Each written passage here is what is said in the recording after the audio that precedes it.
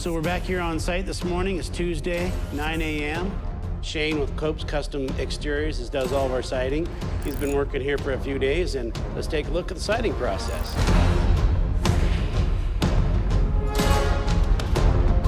We're out here today at the top of Spiral Ridge to throw some siding on the wall. My cut guy is getting everything ready to go for me. I'm already laid out and ready to give him more numbers.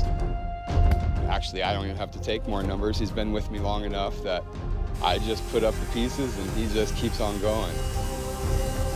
We fly.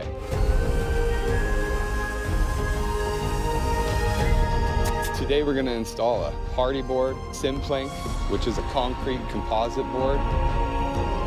For the most part, every home we build has a concrete lap siding on it. The advantage to concrete siding is it's more pest resistant, bird resistant, etc. It's just a good, durable product, especially with the weather changes that we see here. Watching Shane and his partner side a house is pretty impressive. I think they get as much done as some 3- and 4-man crews that I've seen work. While his cut man's getting caught up with a bunch of cuts, Shane's out back prepping for the deck and getting flashing ready to go. On every home, there's multiple types and places where you have to flash. For instance, on this home, we'll have to flash around the deck, and that goes on top of the deck framing and against the wall before the siding goes on. And what that's for is so in the future, when people are hosing off their deck and etc., you don't have a piece inside corner underneath your siding and behind your decking against the wall where water can get trapped, turned into a rot issue, and create problems in the future. Along with all the flashing that we put on our homes, we also trim everything out. One of the other pieces to the trim on the sides of windows, doors, and the corners, like the one you can see Shane building here, that allows the siding, the lap siding, to butt that corner and us get a really good caulk joint between the two pieces, which seals the home correctly. If you tried to go lap siding to lap siding on an outside corner, you could never get that to seal up correctly, and it just would never give you a quality product.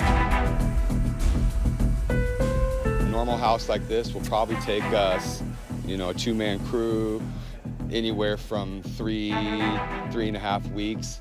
Yeah, we're ahead of schedule and we're cranking, so we're gonna get this house done and get the homeowner in here.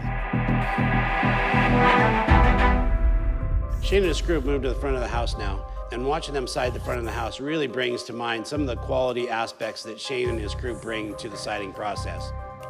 His ability to lay out all the way around the house and make sure it's dialed allows them to cut these little pieces that go along the side of the windows and know that they're gonna fit and line up with the big pieces that they put on already.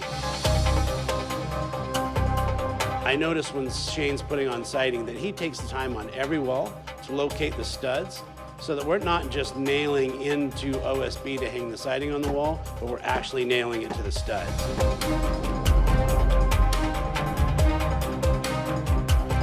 He uses a galvanized ring shank siding nail, so we're not gonna get any rust running down our siding. He also brings quality tools to the job. They make a little clip tool that clips to your siding and allows the spacing of your siding to be exactly the same all the way around. We use those gauges and they help speed up the process. The gauge is pretty much like an extra person. We just lay out our 7s from there, and then they hold our piece into the right place at a perfect 7 inches for us to nail on.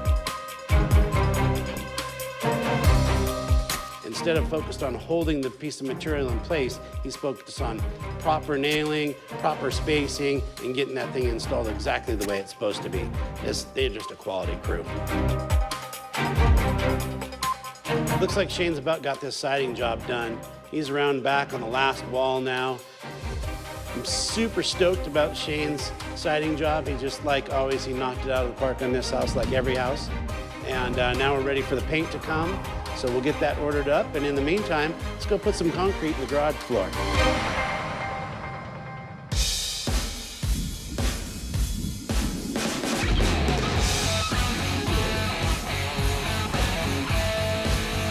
Monday, 8 a.m. We're back on the Spiral Ridge site. And today, we're gonna pour ourselves a garage floor. Sterling Concrete does all of our flat work. There's a couple things that are going on. Prior to all this, Jeremiah and his crew did a bunch of gravel work and prep for the base for the concrete. And now, Courtney and his guys are setting concrete forms. One across the garage door that will be dead level.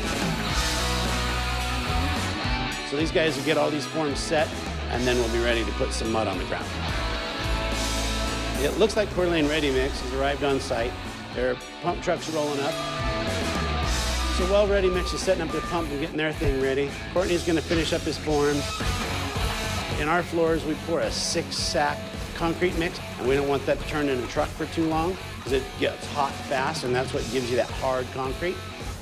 It's gonna go down onto a flexible line that's laying on the ground and going all the way into the garage. And that allows them to, get it in place where it needs to go and get it in all the corners, fill it up to the height you want, and you just slowly work your way from the back of the garage to the front of the garage. It just takes a lot of that hard labor of moving the concrete into place and makes it easier on them to get the job done. In the concrete finishing process, there's a few stages. When the concrete gets first laid on the ground, it gets screeded off. And that's done by 2 men in a screed, pulling a rod across the top of the concrete and getting it level to the grade we agreed it needed to be. Then a guy goes over the top of that with what's called a bull float or a mag float. And if you don't mag it, what will happen is rocks will want to surface, and then when the finish is done, you'll have all these little rock hole pockets in the top of your finished slab, and you don't want that. Well, it looks like the concrete pour went really well. Ready Mix is getting everything folded up and put away and off to the next job site. Now let's get some color on this house.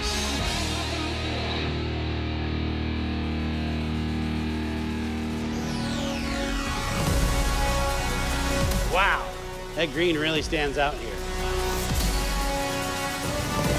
Like all customers get to choose their own colors. So on this home, she has picked Rookwood Green.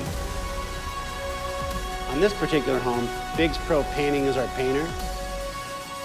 When it comes to the application of paint products, these guys are just absolutely professional.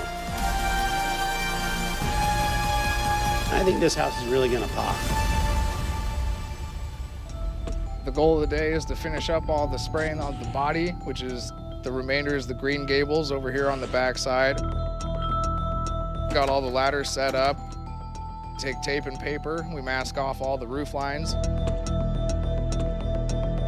During the painting process, most painters mask a certain area. The masking needs to go on to protect the places that don't get paint and the places that you can't clean the paint off of if you did make a mistake. Now that the masking is installed and they're ready to spray, it's pretty satisfying to watch these guys do their job. We use Sherwin-Williams Super Paint. It's a semi-gloss. It's a pretty high quality paint, UV resistant and pretty durable.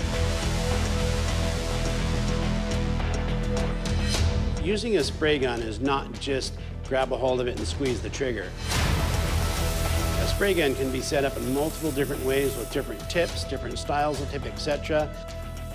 When you look at the product and it's well applied and smooth and even, you can tell the painter knew how to use his tools and knew the product to create a professional look that we get here.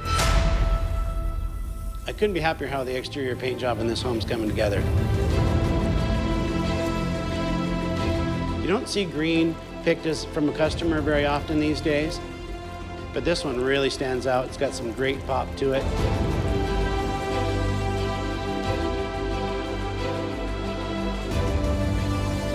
Dean and his crew are just getting things wrapped up on this first coat of paint.